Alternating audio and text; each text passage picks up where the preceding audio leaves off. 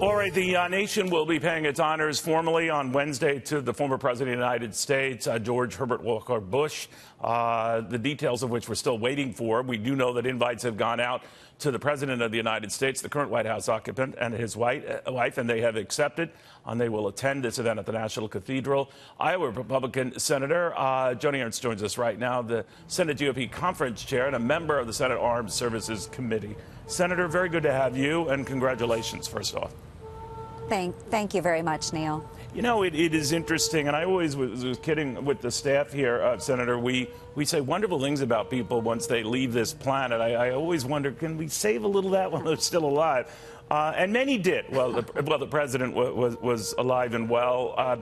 But you know, everyone talks about harkening back to a time where both sides, you know, talk to each other. I remember those times in covering Bush Sr.'s presidency. It wasn't, you know, all peaches and cream. But what do you think his legacy will be when you remember his presidency? Of course, many, many years before you came to power. But what do you remember? Well, first, my condolences to the family.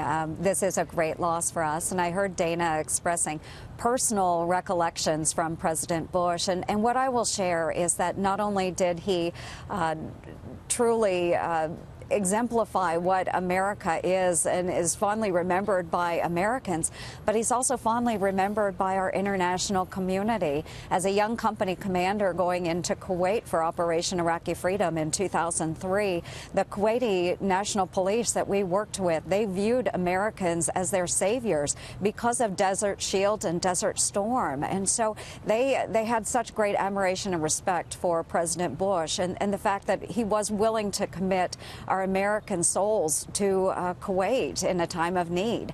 So it's all about relationships, and he was a very good relationship maker and keeper.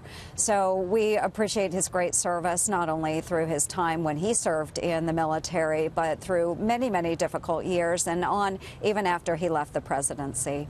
You know, a lot of people don't know of your own military background in the National Guard and serving abroad in combat, first female combat veteran elected to the United States Senate. And from that type of experience shared by President Bush, there was a great reluctance, certainly on his part, to even go in to Kuwait back in 1991 because he said, this is a heavy burden. I know very well of the dangers and risks of war. So he was very sensitive and chafed at criticism to that campaign and limited its mission as a result. What did you think of that? Well, I thought that was a very, very smart and a wise move on his part. He knew what was necessary in order to push back on Saddam Hussein, and that was strategically brilliant. He did what was necessary, but he didn't overdo it. He understands the costs of war. He understands that that's hard not only on those service members, but also on their families. And I know that it was greatly appreciated, not only by the American people, but by the international community, and certainly by the folks in Kuwait that were obviously under a lot of stress and angst during that time. So he was a great leader for the American people. I have high regards for him, and again, my condolences. You know, Senator, we talk about a time when you could have, if you think of the Reagan-Bush ticket, the presidency and vice presidency, you had a conservative with a moderate, and now a lot of folks are saying, well, the two sides can never reconcile their differences. That was proof then that they could, and they did, and much is circling now with the President Trump invited to the funeral and the family extending that invite. What do you think?